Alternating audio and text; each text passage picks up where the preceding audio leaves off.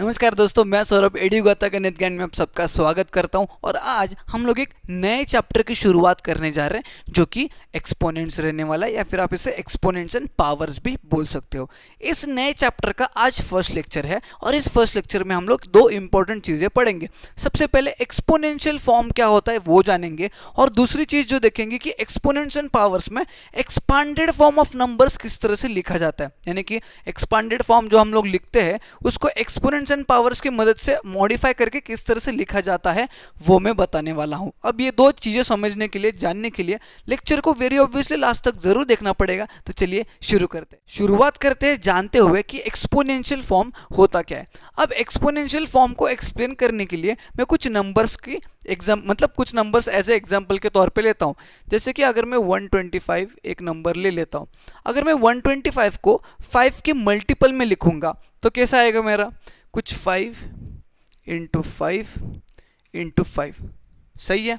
अगर सिमिलरली मैं 32 लेता हूँ और इस 32 को 2 के मल्टीपल में लिखता हूँ तो क्या आने वाला है, 2 इंटू 2 इंटू 2 इंटू 2 इंटू 2। जी हाँ, 2 को 5 बार मल्टीप्लाई करोगे तो 32 आएगा। सिमिलरली अगर मैं 343 एक नंबर लेता हूँ तो इसको 7 के मल्टीपल में मैं क्या लिख सकता हूँ, क्या, जी हाँ, 7 इंटू 7 इंटू 7। अब जो सबसे पहला नंबर था 125, उसको मैं 5 के मल्टीपल में 3 बार मल्टीप्लाई कर रहा हूँ, यानी कि 5 इंटू 5 इंटू 5। तो मैं इसको जो है 5 टू द पावर 3 लिख सकता हूँ। जी हाँ सर, वाई, बिकॉज मैं 5 को 3 बार मल्टीप्लाई कर रहा हूँ तो 5 टू द पावर 3। सिमिलरली 2 को 5 बार मल्टीप्लाई कर रहा हूँ तो 2 टू द पावर 5। सिमिलरली 7 को 3 बार मल्टीप्लाई कर रहा हूँ तो 7 टू द पावर 3। अब ये जो 5 टू द पावर 3 आपको आया है, ये जो 2 टू द पावर 5 आपको आया है, ये जो 7 टू द पावर 3 आपको आया है, यही सारी चीज़ें एक्सपोनेंशियल फॉर्म कहलाती है। क्या कहलाती है, एक्सपोनेंशियल फॉर्म कहलाएगी। किसके एक्सपोनेंशियल फॉर्म, जैसे कि अगर पहला जो एग्जांपल था 125, तो 5 to the power 3 is exponential form of 125। 2 to the power 5 is an exponential form of 32. Similarly 7 to the power 3 is an exponential form of 343. समझ में आ गया एक्सपोनेंशियल फॉर्म क्या होता है। और ये जो एक्सपोनेंशियल फॉर्म है जहाँ पर 5⁻3, 2⁻5, 7⁻3, ये जो 5⁻3 जो है, इसमें ये जो 5 है इसको हम लोग बोलेंगे बेस। क्या बोलेंगे, बेस। और ये जो 3 उसके सर पे बैठा है इसको हम लोग बोलेंगे एक्सपोनेंट। क्या बोलेंगे, एक्सपोनेंट बोलेंगे, या फिर हम लोग इसे पावर बोलेंगे। यूजुअली आप एक्सपोनेंट बोल सकते हो या फिर पावर, कोई भी किसी का भी यूज अप कर सकते हो। यानी कि अगर a to the power b के फॉर्म में अगर कोई नंबर है तो a आपका बेस रहने वाला है और b जो है आपका वो एक्सपोनेंट रहने वाला है। अब देखो यहाँ पर आपके उल्टे प्रकार के प्रश्न भी पूछे जा सकते हैं। जैसे कि अगर आपको पूछा जाए कि 5 टू द पावर 3 का आंसर क्या है बताओ, तो 5 टू द पावर 3 का आंसर निकालना है तो 5 को 3 बार मल्टीप्लाई करो। समझ में आ रहा है, समझ में आ रहा है, जो कि 125 ही आएगा। बट आपको ऐसे पूछा जा सकता है, हाँ बताओ, चलो -2 टू द पावर 5 क्या रहेगा, मतलब -2 को 5 बार मल्टीप्लाई करना पड़ेगा। आपको पूछा जाएगा -2 टू द पावर 5 क्या रहेगा। और ये बेस आपका नेगेटिव भी रह सकता है, पॉजिटिव भी रह सकता है। ऐसा कोई लेना देना नहीं है कि बेस हमेशा पॉजिटिव चाहिए, और ऊपर का जो पावर है वो भी नेगेटिव रह सकता है, पॉजिटिव रह सकता है, ठीक है। यूजुअली ये जो बेस रहेगा आपका, बेस रैशनल नंबर रहेगा, और ये जो पावर आपका रहेगा वो इंटीजर रहेगा, ठीक है। मैं यहाँ पे लिख देता हूँ, आपका जो बेस है यूजुअली आप उसे रैशनल नंबर कंसिडर कीजिए। क्या कंसिडर करेंगे, रैशनल नंबर। और आपका जो पावर या फिर एक्सपोनेंट है वो आपका इंटीजर रहने वाला है। क्या रहने वाला है, इंटीजर। इंटीजर तो पता है आपको क्या होता है, ठीक है।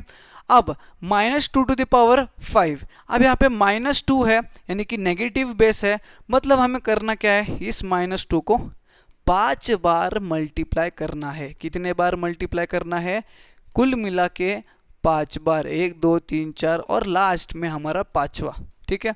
इसका अगर आप आंसर निकालोगे, आंसर कैसे निकालना है वो भी बताता हूँ। -2 इंटू -2 इज +4, +4 इंटू -2 इज -8। अब -8 इंटू -2 इज +16।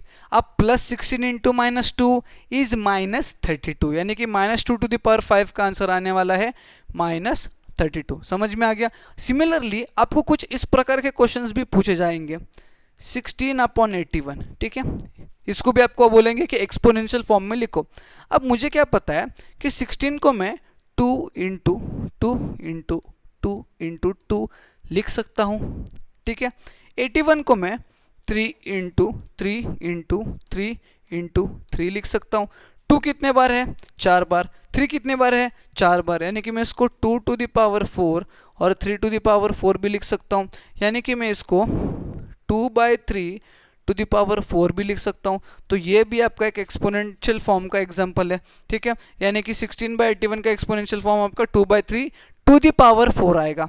अब आपके मन में एक बेसिक सा कॉमन सा क्वेश्चन आएगा कि सर ये आपने किया कैसे? आपको कैसे पता चल गया कि आपने 2 इंटू मतलब आपने 2 इंटू 2 इंटू 2 ही क्यों किया? 16 को अपने 4 इंटू 4 ही क्यों नहीं लिखा? 81 को अपना 9 इंटू 9 ही क्यों नहीं लिखा? 3 इंटू 3 इंटू 3 इंटू 3 क्यों किया?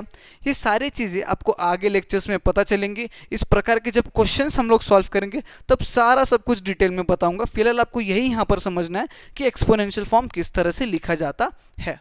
अब जब आपको पता है एक्सपोनेंशियल फॉर्म क्या होता है, किस तरह से लिखा जाता है, तो दो इंपॉर्टेंट केसेस आपको जानना बहुत ज़रूरी है, जिसमें से सबसे पहला केस कहता है कि अगर आपका बेस नेगेटिव है, ठीक है, अगर आपका बेस नेगेटिव है -a to the power b है, समझो, ठीक है, बेस नेगेटिव है, ठीक है, और सॉरी ये बेस नेगेटिव है और पावर आपका पॉजिटिव है। बट अगर पावर आपका इवन नंबर है, क्या है? पावर आपका इवन नंबर है, तो जो भी आपका आंसर आएगा वो आंसर हमेशा पॉजिटिव रहेगा। क्या रहेगा? पॉजिटिव रहेगा। सर आपने अभी क्या कहा? जो कुछ भी कहा कुछ समझ में नहीं आ रहा है, कुछ पल्ले नहीं पड़ रहा है। टेंशन लेने की कोई बात नहीं है, मैं आपको एग्जाम्पल के तौर पे बताता हूँ। समझो बेस नेगेटिव बोला है तो -2 ले लेता हूँ, ठीक है, बेस -2 ले लिया, नेगेटिव है, ओके। जो पावर है वो इवन लेना है। इवन यानी क्या? 2 4 6 8 10 12 वगैरह, ठीक है। तो मैं जो पावर है वो मैं 4 ले लेता हूँ। 4 एक इवन नंबर है, जी हाँ। अब -2 टू द पावर 4 को हम लोग कैसे लिखेंगे? बताओ कैसे लिखेंगे? -2 इंटू -2 इंटू -2 इंटू -2। सही है? सही कर रहा हूँ मैं? कोई गलत तो नहीं कर रहा हूँ? ठीक है। -2 into -2 minus into minus plus 2 टू ज़ा 4, सही है, इंटू -2 इंटू -2 +4 +4 इंटू +4 +16। यानी कि मैंने क्या कहा था, जब बेस नेगेटिव हो बट आपका पावर इवन नंबर हो तो आंसर हमेशा पॉजिटिव में आएगा। On the other hand side अगर आपका बेस सेम नेगेटिव ही होगा और जो पावर है वो ऑड नंबर है, क्या नंबर है? ऑड नंबर है, तो जो भी आपका आंसर आएगा वो हमेशा नेगेटिव ही आने वाला है। क्या आएगा? हमेशा नेगेटिव ही आने वाला है। जैसे कि अगर समझो -2 है, बेस नेगेटिव है, ऑड नंबर डालना है तो ऑड नंबर में डालता हूँ आपके लिए 3, ठीक है, 3 एक ऑड नंबर है, जी हाँ। चलो अगर इसको हम लोग सॉल्व करते हैं, सिंप्लीफाई करते हैं, तो -2 को वेरी ऑब्वियस 3 बार मल्टीप्लाई करना पड़ेगा। जब हम लोग -2 को 3 बार मल्टीप्लाई कर रहे होते हैं तो what we get to know is minus into minus is plus, यानी कि 2 2 आएगा आपका +4, और ये +4 को जब आप -2 से मल्टीप्लाई करोगे तो 4 2 तो 8 आएगा ही आएगा, प्लस इंटू माइनस क्या आएगा? माइनस, यानी कि आंसर आपका -8 आ रहा है। मैंने कहा था बेस अगर माइनस है मतलब बेस नेगेटिव है और पावर अगर ऑड नंबर है तो आंसर जो है वो नेगेटिव आएगा। वही अगर बेस पॉजिटिव है, सॉरी बेस नेगेटिव ही है, बी जो पावर है आपका वो अगर इवन है तो आंसर जो कुछ भी है वो आपका पॉजिटिव आने वाला है। समझ में आ गया? ये दो केसेस को ध्यान में रखना है। वाई? बिकॉज आगे कुछ कॉम्प्लिकेटेड क्वेश्चंस आपके लिए आने वाले हैं सॉल्व करने के लिए, तो उन कॉम्प्लिकेटेड क्वेश्चंस को सॉल्व करते समय ये दो बेसिक केसेस आपको ध्यान में रखना बहुत ज़्यादा ज़रूरी है।